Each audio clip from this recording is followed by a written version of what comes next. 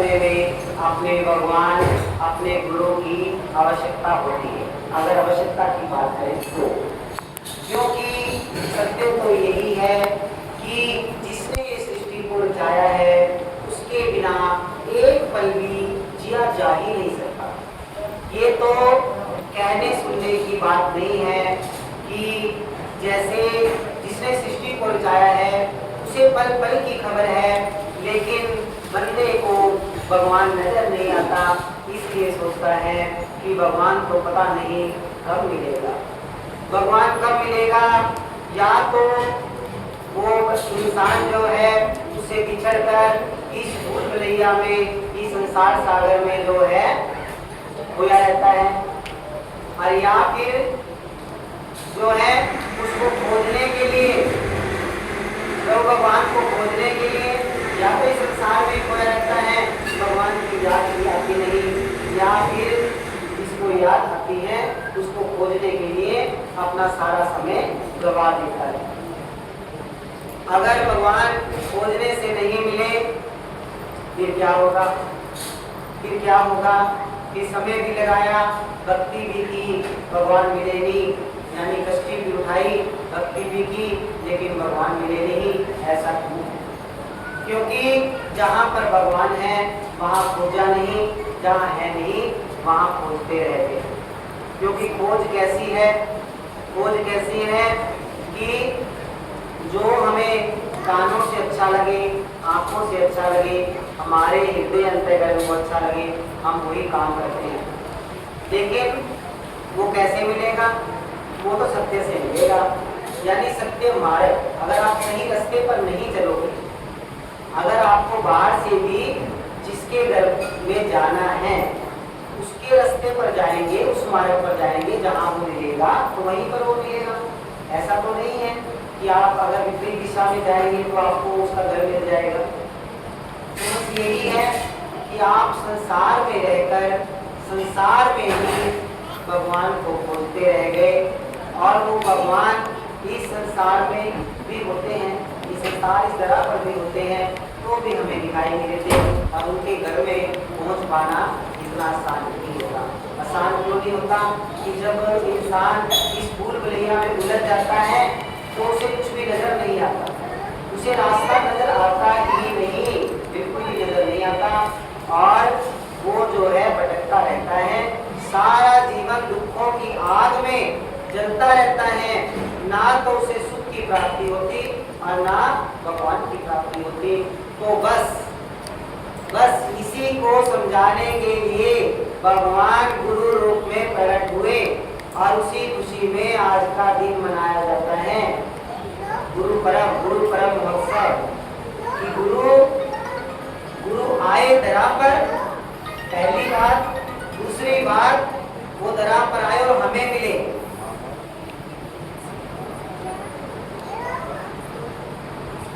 वो धरा पर आए और हमें मिल गए, तो उसका शुक्रिया करने के लिए, शिक्षा ग्रहण करने के लिए, उनके वचनों रूपी अमृत को ग्रहण करने के लिए, अंदर उतारने के लिए, जब उनके वचन रूपी अमृत अंदर उतरेंगे तो भगवान सबसे ही अंदर में प्रकट हो जाएंगे। भगवान सबसे ही अंदर में प्रकट हो जाते हैं, क्योंकि वो हमेशा हमेशा प्रकट है। वो उनके जो कीर्ति वचन होते हैं, उनकी जो दृष्टि होती है, भगवान गुरु के वचनों, उनकी दृष्टि में विराजमान होते हैं। तभी कहते हैं ना, गुरु के मुख से निकला हर शब्द वरदान होता है, जो सुनकर चल पड़े उस पर वही विद्वान होता है। जो गुरु के कड़वे वचनों को भी, मीठे तो है ही है, जो गुरु के कड़वे वचनों को भी बड़ा ही मीठा जो मान ले, सहन शक्ति करने वाला शिष्य ही शाबाशी कुदरत से पाता है। देखो कितनी कितनी कृपा भगवान की, और कितनी कितनी कुर्बानी गुरुओं की, और कितनी कितनी कुर्बानी भक्तों की। कौन से भगत की कुर्बानी है? कहते हैं ऐसे भगत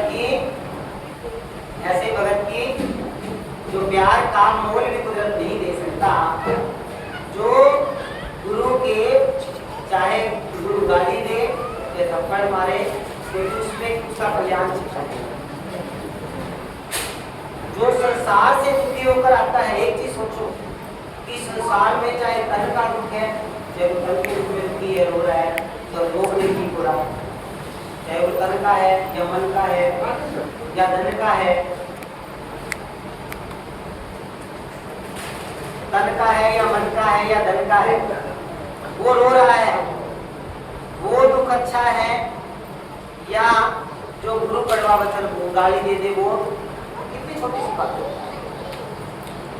इतनी छोटी सी कृपा, भगवान की कृपा देखो कि ये गाली में हमारा कई जन्मों के पाप मिट सकते हैं। एक थप्पड़ पड़ जाए तो समझ लो जन्म जन्म का ही हो गया।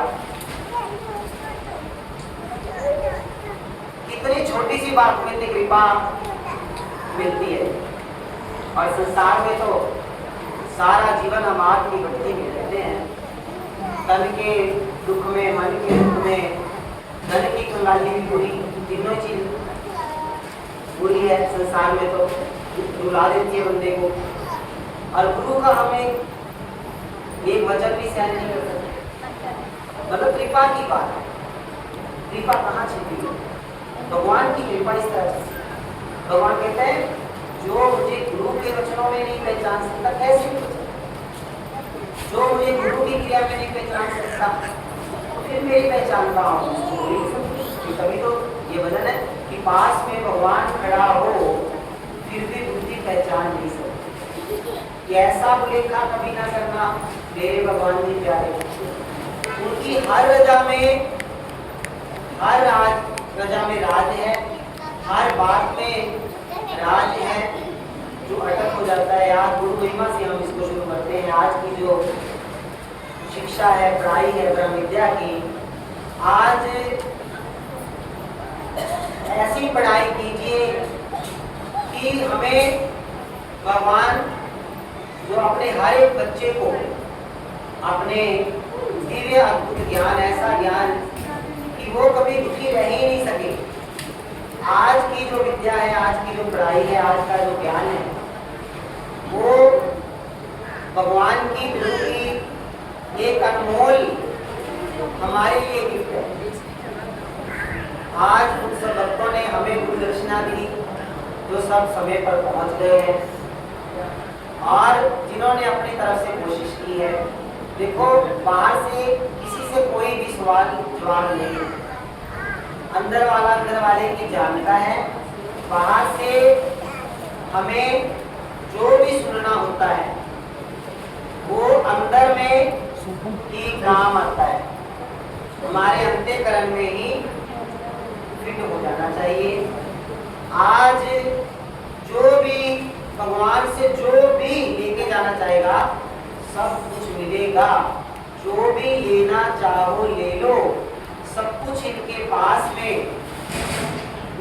त्याग, राग और प्रेम की मूरत, ज्ञान की तो बरसात है। बरसात ज्ञान की करते हैं, वो अथाह सागर है प्रेम शांति आनंद के। जब प्रेम शांति आनंद अंदर भरेगा, फिर तन के दुख हैं या मन के दुख हैं या धन के हैं या आत्मा के हैं, वो सब खुराक जब पूरी हो जाएगी, तब ही जन्म जन्म के, जन्म मरण के भी और जन्म जन्म के भी दुख मिट सकते हैं। लेकिन हमें बार बार हम कह रहे हैं कि अगर अपने अंदर, पहले अपने गुरु के अंदर हम भगवान को नहीं देख पाएंगे, फिर अपने अंदर गुरु भगवान को कैसे देख पाएंगे? पहले, क्योंकि भगवान कहते हैं कि मैं कोई कान खोलो में नहीं आता। यहाँ पे दो ही चीजें होती हैं। एक होता है कि अपने गुरु को पूरा सूरा जानना, मानने से भी ऊपर है जानना, तो वहां तक मंजिल है। एक तो हमने गुरु बनाया है, दूसरा गुरु माना है, और गुरु के अंदर भगवान को जाना है। ये चीज में क्या अंतर है? क्योंकि जिसने गुरु के अंदर भगवान को जान लिया, वो खाली तो रह नहीं सकता, एक चीज खाली भी नहीं रह सकता और वो भटक भी नहीं सकता, कहीं भी भटक नहीं सकता, क्योंकि भगवान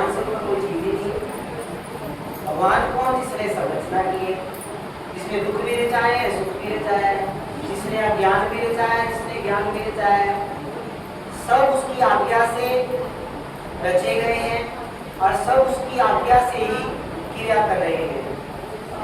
वो अलग बात है कि भगवान ने सब रचा करके शक्तियां इस संसार में छोड़ दी और बंदा इतना अनजान है बिना ज्ञान किया ज्ञान में। देखो एक अज्ञान होता है और एक बेज्ञान होता है।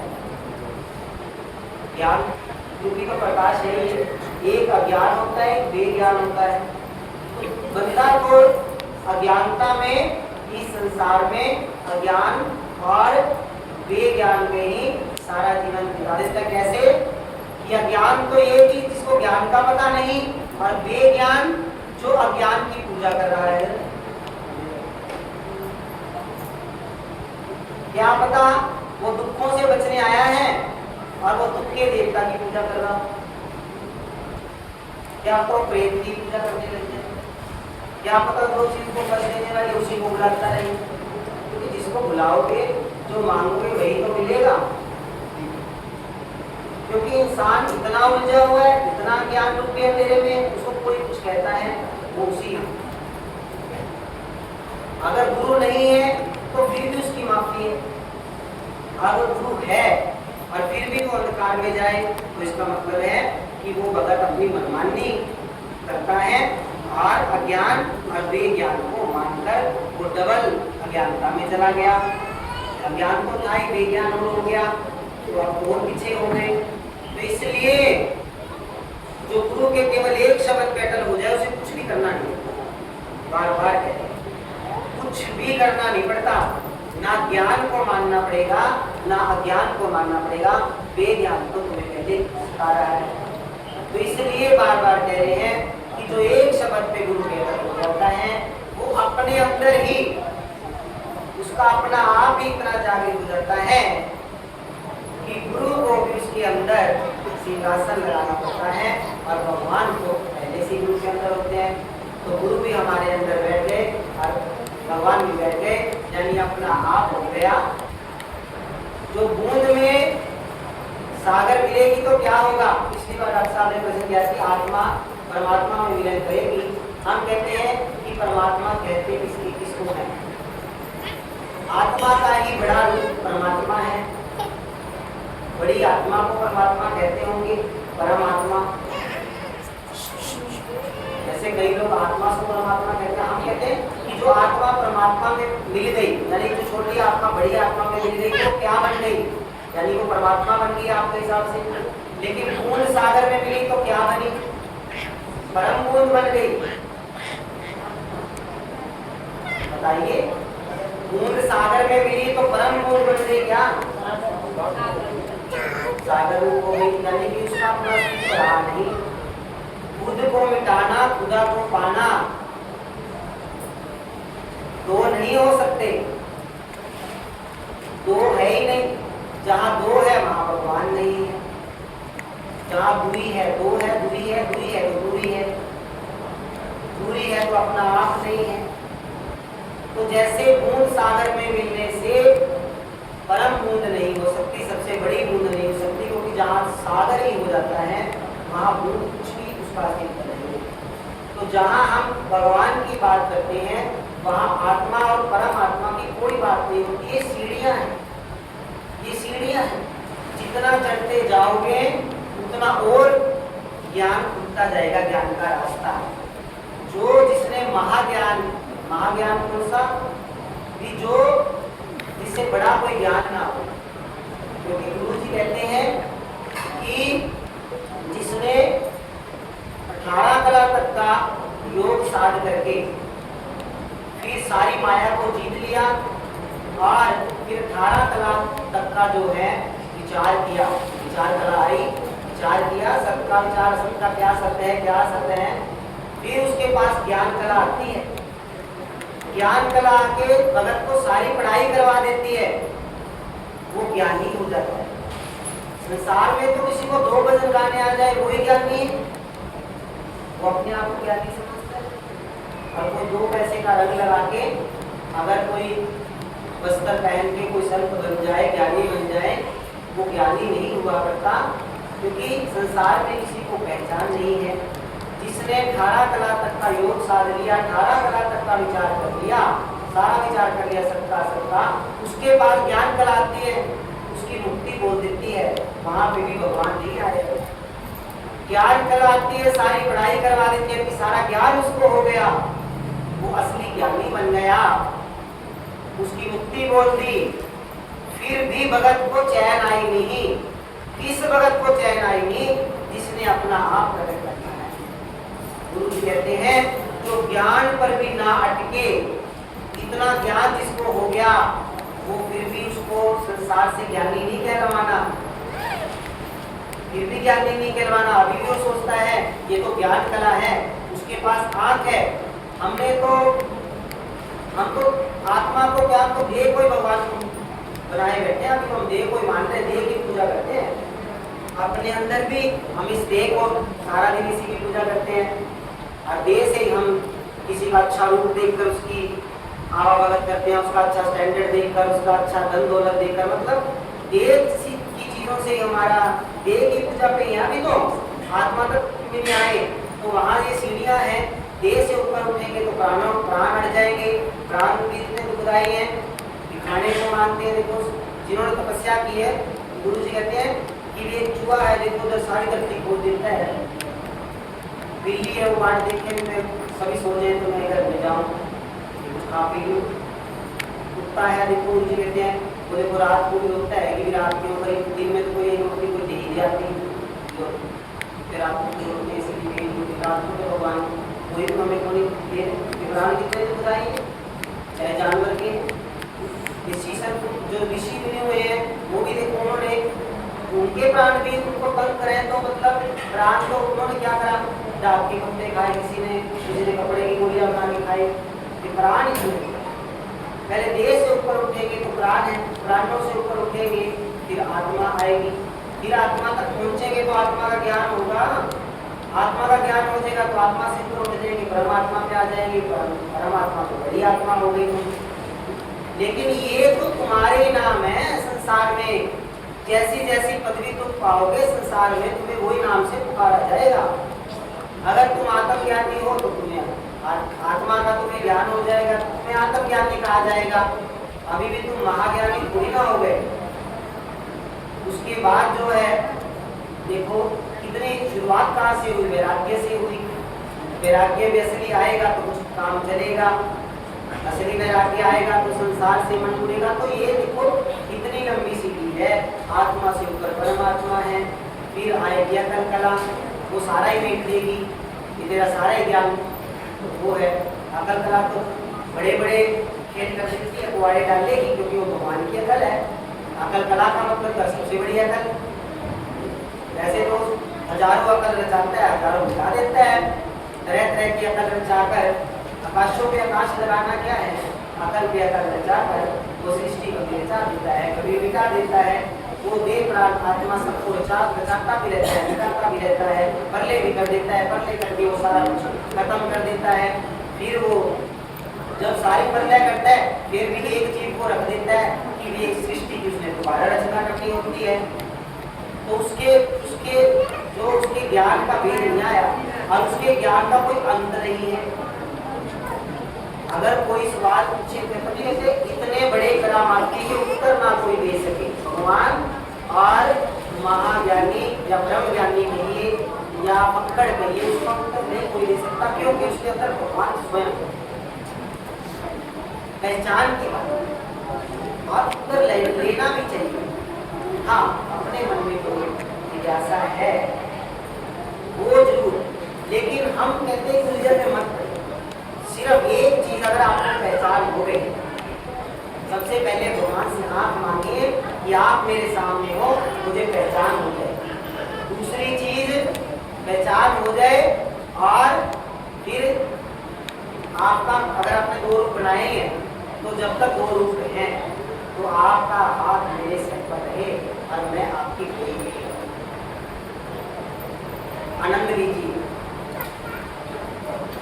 और कोई पिता चाहे कितना बड़ा राजा हो, अगर बेटा सिर्फ सारा जीवन अपने पिता से सवाल जवाब में बिताएगा सवाल जवाब तब तक है जब तक हमें गुरु नहीं मिलता, जब तक हमें उनकी पहचान नहीं होती कि वो हमारे पिता है, अगर हम अलग नहीं होते। मूल सागर में तभी मिलेगी जब वो पूरी तरह मिटने के लिए तैयार हो, पूरी तरह मिट जाएगी, एक भी शब्द एक भी अक्षर गूंजता रहेगा। तो गुरु महिमा से शुरू करेंगे। आज जो बीच बीच में जो है जो कुछ भजन इसमें भी चलेंगे, आपके भगवान की कृपा से जो भी माल बसेगा। और फिर उसके बाद एक नई चीज जो आज एक नया चैनल, एक नई एल्बम जो है डिजिटल एल्बम लॉन्च होएगी। उसके अंदर आपको बता दें कि जैसे पहले अब हमारे मौन का तीसरा चरण चल रहा था। पहला चरण 9 दिन का था, दोबारा फिर 11 दिन का था, 20 दिन पे जो सत्संग में डाला हुआ था। उसके बाद 70 दिन का ये लगातार मौन चला था। उसमें मतलब 12 घंटे का पूर्ण मौन होता था, 12 घंटे का आंशिक मौन होता था। आंशिक का मतलब होता है कि बीच बीच में प्रभु इच्छा से थोड़ी देर बोल सकते हैं। तो ऐसे करके चला। अब तक का कुल 97 डेज का जो है 3 जोड़ में मौन पूरा हो गया है, उसकी पूर्णाहुति भी है। और आज के बाद भी कुछ टाइम के लिए मौन चलेगा, और वो ऐसा चलेगा कि अब दिन रात का ही चलेगा। जितने दिन का भी चलेगा तो हम आपको सत्संग के बीच में बताएंगे, जैसी भी कोई इच्छा होगी। लेकिन जितने दिन का भी चलेगा, दिन रात का चलेगा। उसमें फिर बाहर से हमारी, हाँ, जिन्होंने पूरी होमवर्क किया है या वो उतने दिन करेंगे, वो अंदर से हमारे से बात कर सकते हैं, अंदर से अपने गुरु से यानी भगवान से भी बात कर सकते हैं। लेकिन शायद बाहर से फोन पे बात ना हो, ना हम मिलेंगे। जितने दिन का चलेगा, दिन रात का ही चलेगा, वो हम आपको बता देंगे। लेकिन गुरु महिमा से लेके तो आज ऐसा मौका है, आज हम मिले हैं। उसमें जो अब हम एल्बम लॉन्च